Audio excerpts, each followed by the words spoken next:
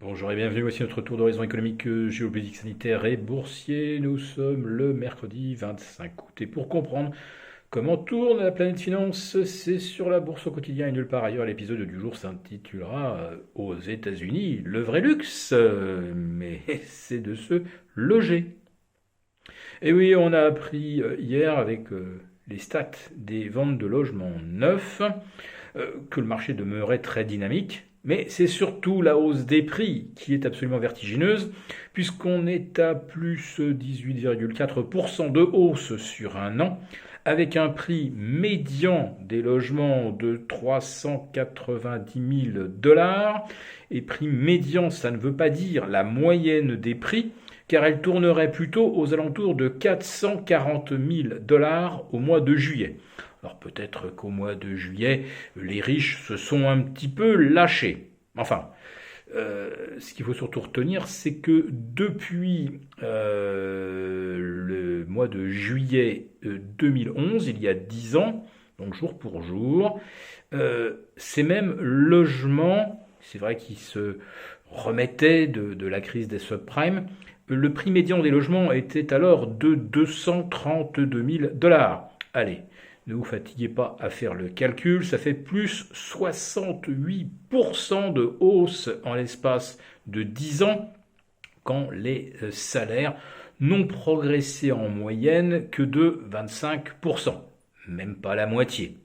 Mais c'est surtout la trajectoire actuelle qui est absolument époustouflante, puisque 18,4% par rapport à juillet 2020, c'est tout simplement la plus forte hausse de l'histoire, ou en tout cas depuis que nous avons des statistiques de la NAR, National Association of Realtors. Voilà, donc on bat effectivement des records de cherté pour l'immobilier. Mais hier soir, on parlait assez peu finalement de ces chiffres des logements neufs, puisque toutes les unes se faisaient sur le 50e record du S&P 500. 50e record de clôture, soyons précis, car le 50e record absolu pour l'année 2021, il avait déjà été battu le 16 août dernier. C'était déjà le 50e record intraday. Alors, est-ce qu'on va avoir le 51e aujourd'hui Wall Street vient d'ouvrir, mais je vous fais tout de même part tout de suite du nouveau record, celui du Nasdaq Composite qui gagne 0,15%. Voilà, ça suffit à le propulser au-delà des 15 060 points. Et youpi boom, voilà un nouveau record dupliqué naturellement par le Nasdaq 100. Également en hausse d'environ 0,15%.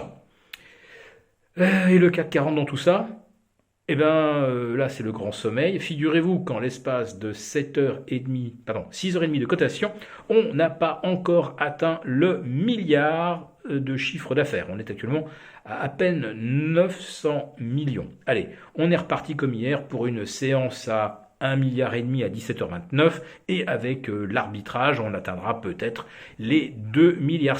Autrement dit, sur le CAC 40, en l'espace de 9 heures de séance, il s'échange moins de capitaux que sur le titre Apple tous les jours au bout d'une heure de cotation. Voilà, c'est pour vous fixer un petit peu le niveau d'inactivité du CAC 40. Donc cette chose est complètement manipulable tant elle implique des capitaux ridicules. Et aujourd'hui, c'est la camisole algorithmique. Puis alors, une sévère, puisque le CAC n'a pas dévié d'une fourchette 6670, 6682. Ne vous fatiguez pas non plus. Ça fait 0,18% de volatilité intraday. C'est une des plus faibles de l'histoire. Alors je vous rappelle qu'il y a 10 jours, le CAC 40 avait passé plus de 6 heures dans une fourchette de 5 points. Donc là, ça avait été la séquence la moins volatile de l'histoire du marché parisien. Mais aujourd'hui, on est quand même bien parti pour avoir une des séances les moins volatiles. Alors après ça, on va vous expliquer que oui, personne ne prend d'initiative parce qu'on attend l'allocution de Jérôme Powell vendredi depuis Jackson Hole. On attend des précisions sur un éventuel tapering.